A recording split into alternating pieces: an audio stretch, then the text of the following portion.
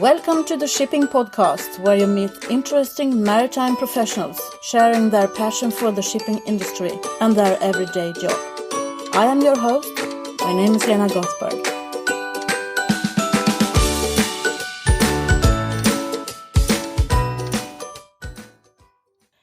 In this episode of the Shipping Podcast, you will meet Carl-Johan Hagman, a 49-year-old Swede currently head of all shipping activities within the Stena Group.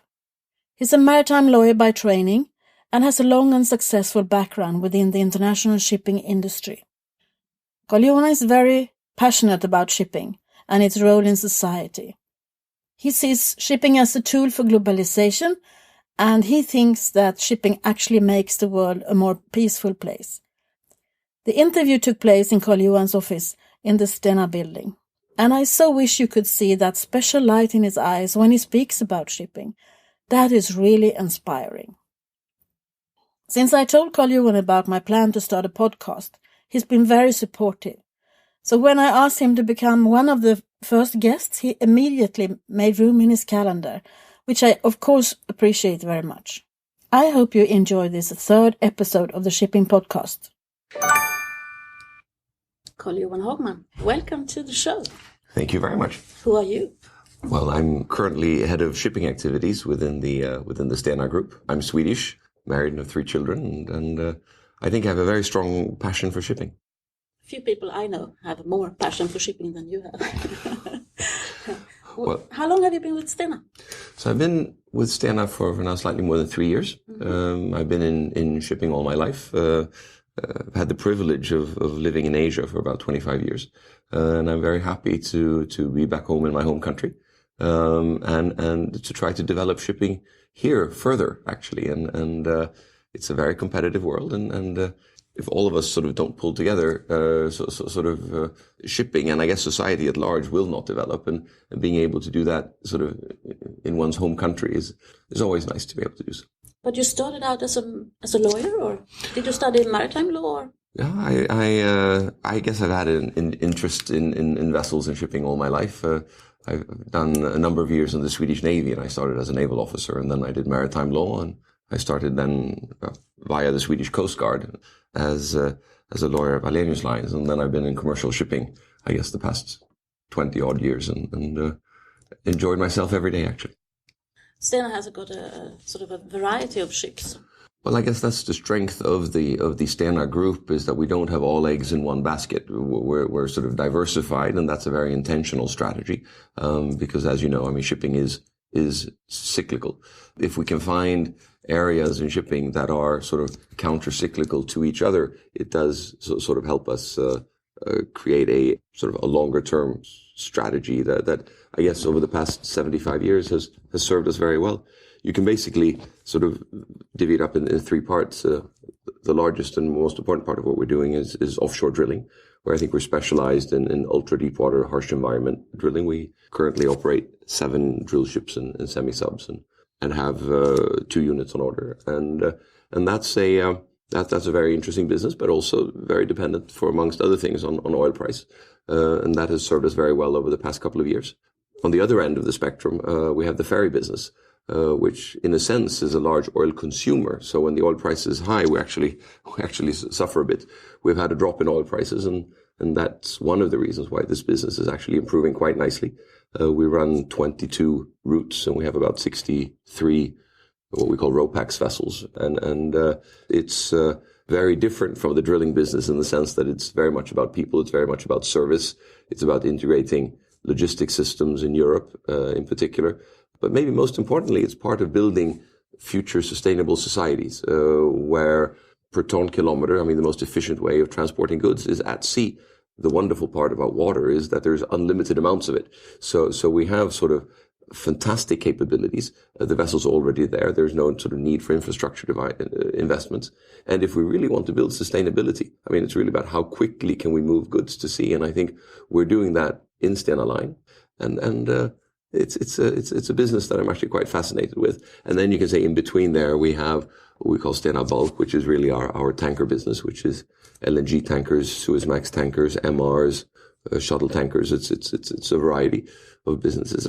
Two I'd like to highlight is the Stena Group Suezmax pool, where we run about 30 vessels, and I think we've built a nice position in that market.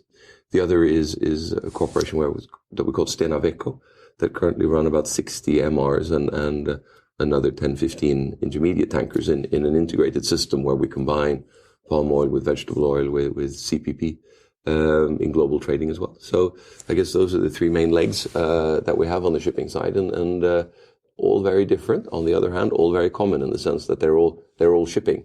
And I guess that is shipping to a sense that there's a lot of communality. 75% of the world's surface is water. On the other hand, the dynamics in each of these segments are so different. So they basically are different industries. And it's as I said, the strategy has served us well so far. And also on top of that, I mean, you're such a big ship owner, so you have your own technical department and you have the Stena Rower part. Well, I guess thank you for asking that, because I guess the core of our company is maybe not the steel. It's not the vessels per se, even if that's what sort of we see around us here. It's all about ship models and things like this. But actually, it's our own in-house ship management. We have Northern Marine Management in Glasgow and our own management for the ferries here in Sweden.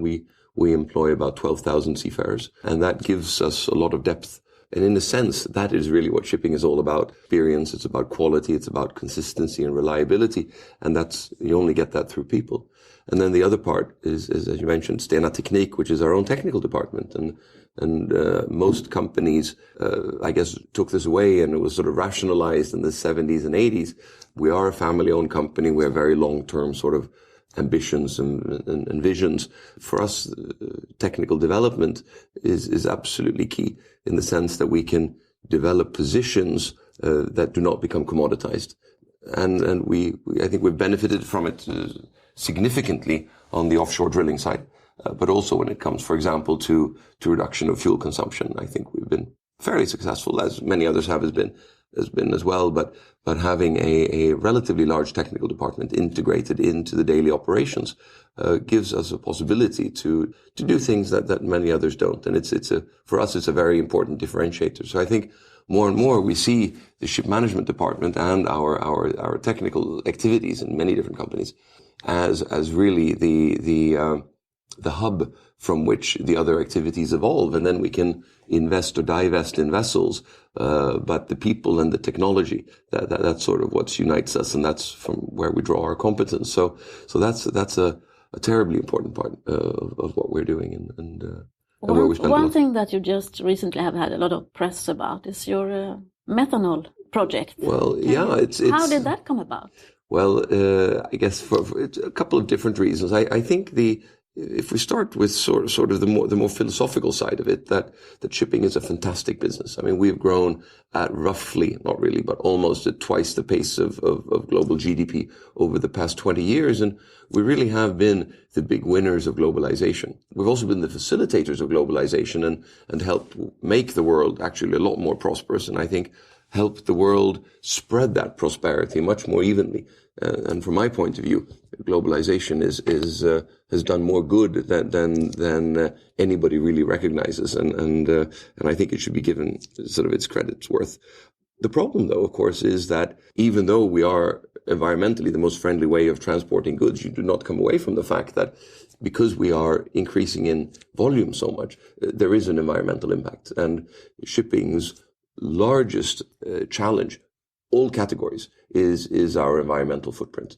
And the fact that we've not yet come to a situation where we can do this sustainably, coming to as close as possible to a zero sort of emission vision, is absolutely critical to us. And it basically boils down to what kind of fuel you use. So I guess from that point of view, we have during a number of years been looking at alternatives to heavy fuel oil, which basically most of the world's fleet sort of run on, but has an emissions profile that, again, is not sustainable in a modern society. Parallel to that, we got legislation in Europe, the so-called SECA legislation, where the sulfur content is now reduced to 0.1%. We're not happy with that at all, because we think that legislation should be global. This is a very global industry. We need a level playing field. And how can we manage if we're really have been sort of added a tax, which makes our business just so much more difficult. It makes shipping less competitive, and it makes being a ship owner in this geographic area, which is basically the Baltic Sea and the North Sea, so much more difficult. So we would much rather have seen that this would been global legislation, or at least European legislation. But so be that as it may, it's now here, and therefore we had to speed up our longer term basic development of alternatives. So we managed here 2 months ago, actually, to start our first vessel running on methanol. And methanol is a chemical, and basically it's a compound where you add H2O water with CO2, you add electricity or whichever way you do it into methanol, and then it becomes CO2 and H2O again. Can we produce methanol without using energy? So can we produce biomethanol, or can we find other ways to produce it? This would be as close as we can be to a totally environmentally neutral fuel. Already today with the methanol we're using, we have a 99% reduction in particles, a 99% reduction in SOx, or the sulfur. We have a 60% reduction in NOx. And again, with biomethanol, we would have a 100% reduction of CO2 emissions. It's an experiment. So far, it's running very well. I think our biggest challenge is how will we get enough of it? Because previously it's been a chemical with relatively limited amounts. If you make it into a fuel, we're talking about totally different volumes. So really it has to do a lot about supply chain and things like this. So we think methanol for existing vessels, LNG is probably a very interesting alternative for new builds. We have a number of vessels running on methanol as well. We're installing scrubbers on some of our vessels. And we are sort of now experimenting with different types of technologies to see how we can sort of address the sustainability issue in a wider term. But I think the project that we are most enthusiastic about is the methanol project, because it is truly groundbreaking, and it sort of solves all the issues. All the other technologies, you solve some of the issues, but not all of them. Here is really about jumping the curve. And our vision, of course, is that we can use this as a fuel not only in Stena Line, but potentially in all of global shipping. And I would encourage anybody who is interested in producing biomethanol that there will be a significant market for purchasing this. And I think it sort of makes us proud that we can be part of addressing the wider challenge of shipping and in our daily mundane sort of transactions, that sometimes you can raise your vision and you can do something that is totally different. And I guess that's the benefit of being family owned and of having a very long term sort of view of society and where we fit into society. So we're very excited about this. We'll see how these tests now pan out here over the next coming months. And really the challenge is now producing biomethanol. The current methanol we're getting is produced from LNG and gas. But the real step is full sustainability. It's interesting. It's really interesting, I think, in more ways than one. So how do you see the future of shipping? I mean, in a general view. Well, I think, as I mentioned, I think we have two challenges. One is on the sustainability on the emission side, as we are very sort of heavily involved in passenger traffic. I think safety is another, and balancing safety requirements with what is practical is difficult. I think we are with the accidents that have happened. I mean, Costa Concordia, just to mention one. Safety is a concern. I'm happy on the Stena side, in our 75 years of operations, touch wood, we've not had any major incident. But how do we ensure that we now get global legislation, sort of that makes sense, and that does not inhibit the efficiency, because 90% of the world's goods sort of travel by sea. As I mentioned, globalization, I think, has fantastic virtues. But of course, it's built upon being very efficient. And I think the way we're now scaling up our vessels, the way we're now addressing fuel, the way that most ship owners, I guess, are taking safety issues very seriously. And I think it's a sea change in shipping today, what it was 10 years ago. My favorite statistics are the HELCOM statistics, which are really sort of environmental statistics for the Baltic Sea. And where you see that the amount of discharges at sea, I mean, oil spills, for example, I mean, practically have ceased. I think we have a reputational issue in shipping that we need to deal with. And I'm sometimes concerned that we get draconian local legislation that does not take into consideration the significant improvements that and transformation that the industry itself is now going through. And I think we have a totally different performance today than what we had, say, 10 or 15 years ago. And that is then reflected sort of in legislation, because I think that we're just at the beginning of globalization. The world will be even more integrated. There is no better way to transport goods than to do it at sea. And I can see no reason why ocean transportation should not continue to grow as a phenomenon. I think it would be very good for the world. The challenge is, how do we do this sustainably? To a degree, I think we ship owners are doing our part, but we also need smart legislation. And this is a problem because we are so globalized. So when individual countries take initiatives, even though they are well meant, but if they are not coordinated, if they're not synchronized, we would have a mess of local legislations. And we see it particularly on the environmental area. And we hope that this does not spread, because it does impede the efficiency from which we create global prosperity by having efficient supply chains. And that wider understanding of shipping is a concern to us, because I think there is sort of outside our own industry, I think there's an element of sea blindness.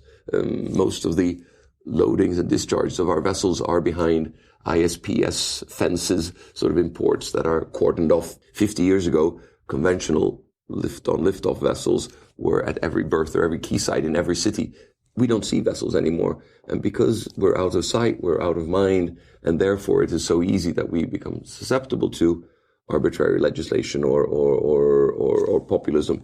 And that insightfulness of our position in the value chains, global value chains, sometimes is lacking. And I think that maybe is our industry's biggest challenge, is to engage in a dialogue with the rest of civil society, so that we can make informed choices and we can have smart solutions. Because on its own merits, I think shipping has fantastic prospects. I think you've read my notes, because my next question was, how will the shipping industry become more visible? So, have you got any ideas of how we should do that? Well, I think this podcast is one initiative, and I think we all work on it in different ways. But as an industry, you can generally say we're very fragmented. Shipping people are very individualistic. We work in very different parts of the world. Our clusters are very spread out, and therefore we've not been able to reach out with our message at all. And I don't have a great recipe other than I would encourage all of my colleagues in all shipping companies and shipping related activities to come together and tell our story, because it's a fantastic story of growth, of prosperity, of future potential. And as I mentioned, in my vision of the world, the more we trade, the more prosperity we create, the more peaceful we will be as mankind. And I think oceans unite us, and vessels are bridges.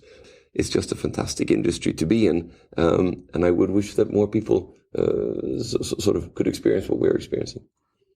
I heard a speech of you last week or 2 weeks ago when you said that you went to the Silicon Valley, and you were as excited as I am about the digital world. So tell me a little bit about that. Well, yes, I am extremely inspired by what many of the Silicon Valley sort of startups are doing. And I think the concept of continuous disruption is very invigorating, actually.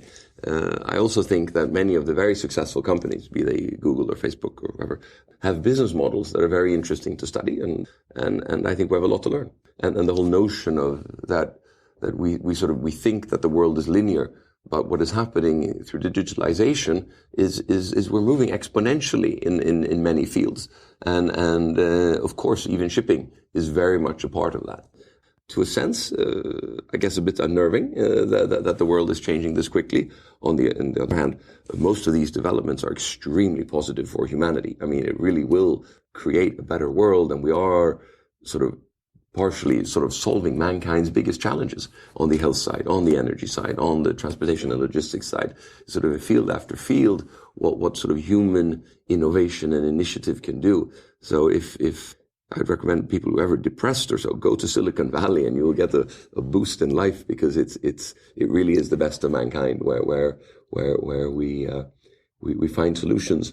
So you have brilliant people that are meshed together with significant amounts of capital in a setting which is closely connected to sort of academia and the research or the collective knowledge of mankind. And that melting pot, I mean, is totally unique and I think very inspiring. I agree. But I think the shipping industry has a way to go. And I think that if we're going to get into this connected society, maybe there is a need for more transparency. And that is also the first step towards. Could well be. I think our challenge rests in that in Stena, for example, I mean, we trade in 60, 70 different countries. I mean, most of our assets you will never see because they are trading out in the ocean, full speed, fully loaded. So from that point of view, it probably maybe the most global industry that we have, which absolutely knows no borders. This is nothing new to us. This is what shipping has been doing for, if not thousands, at least hundreds of years. So I guess we are set in our ways. Now the rest of the world is sort of coming down our alley and is becoming globalized and we need to relate to that. And I guess, yes, you're right, to a degree, sort of attitudes from our side need to change. On the other hand, we also need to find global frameworks where we are the transparency that we have. I mean, for example, you can track every vessel in the whole world now on IAS or AIS systems, just as an example. So I think we are becoming more and more transparent. And as the rest of the world goes more global, I think the models that we have in shipping could also be models for other activities. So I think it's an adjustment sort of from both sides. But no doubt with also through digitalization, I guess, very much is about transparency. It's very much about the information and how we handle that and how we use that to enhance our business models. So, should we just have some words about the next generation of shipping, the people? Where will we recruit the next generation? Well, I hope that we will recruit people from all over the world in the sense, again, that this is very global. We are seeing, in my view, I mean, a harmonization of salary levels, for example. I mean, a captain of an LNG vessel or a tanker is paid as much, whether that person is a Filipino or a Russian or a Swede or a Brit, which I think is fantastic, which I think is wonderful that we have one integrated sort of labor market reflecting the fact that our business is totally global.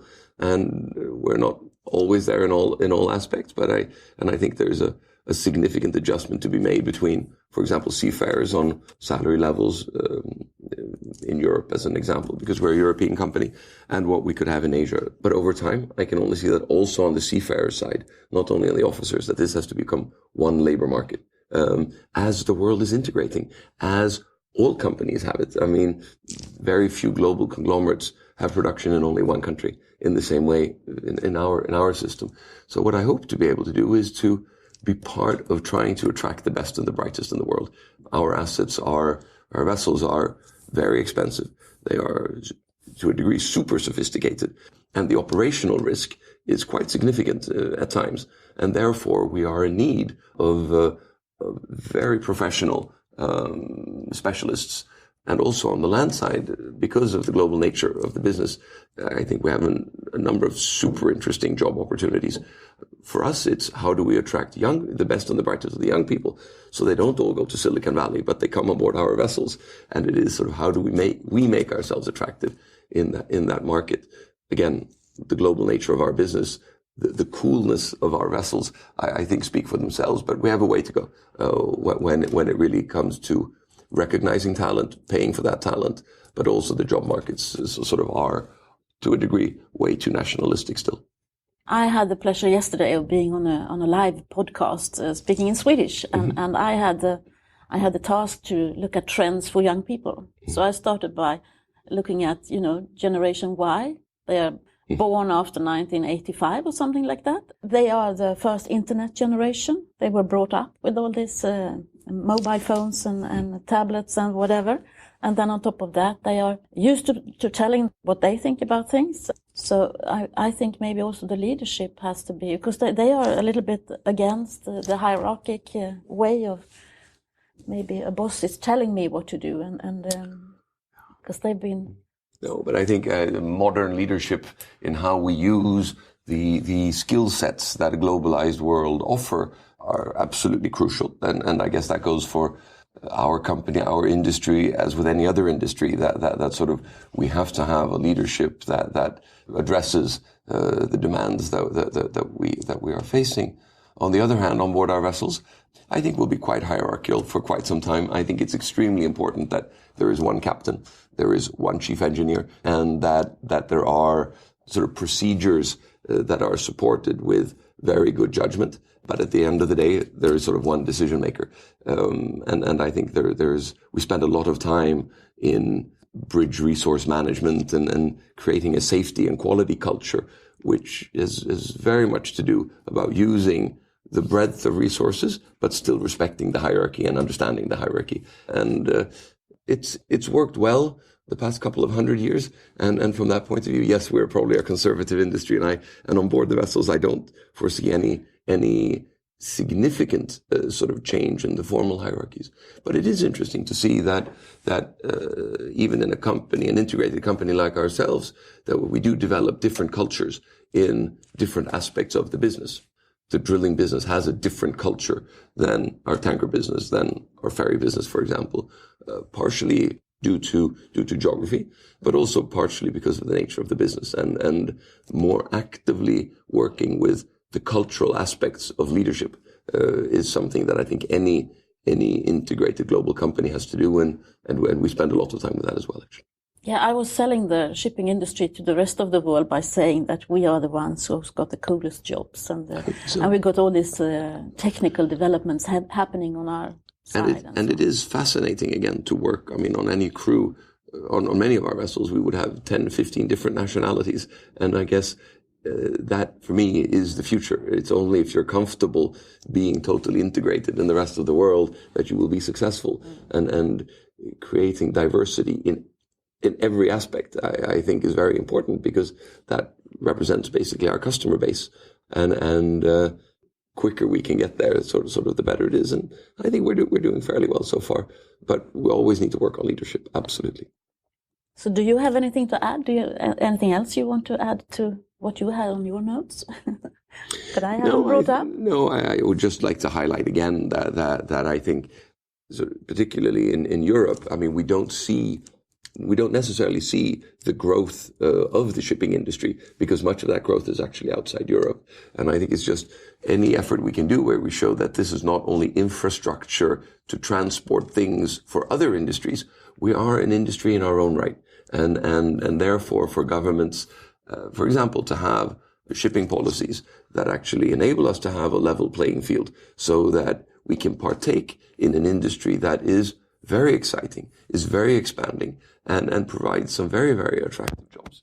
And sort of seeing the prospects for the shipping industry sort of as it is in its own right, I think is very important, and is really the key to sort of sustainably developing the world in the future. And it would be a pity if some countries completely sort of lost out, because I think it's an opportunity to not only making the world better, but actually creating domestic prosperity.